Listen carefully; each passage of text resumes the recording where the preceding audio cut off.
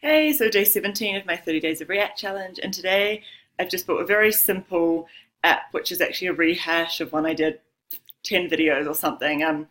The original app was a random color picker, and this is a random color scheme picker. Um, and what I've explored in this, in all previous apps, basically what I've been doing is having like one state component, which is my main app component, and then I'm feeding in a bunch of stateless functional components into that main component. So there's been kind of like no nesting or hierarchy, whereas in a normal React app, you're going to have like components within components within components within components. So I've just started to scrape the surface with this app. So let's take a look. Okay, so a very quick demo. Here we have we have a random color scheme with 4 colors and the RGB codes. You click on them and you get a random color, and I guess the idea is that you keep clicking till you get a color scheme that looks nice together. Okay, so looking at our code, here we have app.js, which in previous videos has been where I've kind of held all of my logic and held state. And what I've done in this app is it's a class component because it's our base component, but it has no state. Woo! And what I'm doing is rendering 4 components down here called color container. So let's take a look at that component, and here it is.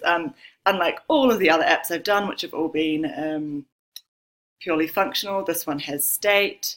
It holds the colors we use to create the color code and color code. And if we zoom down here, we can see, oh my god, within this component is another component called color. So we jump over here and we can look at color, and this is what outputs our circle. So basically we've got one main component, which is our app.js. Inside that we have our color container, which is this border which contains the color code and the spot. And then within each of those, we are rendering once this component, which is our spot. So all of those properties you can see are being passed down here from our color container for our styling here. I think I'll leave it at that.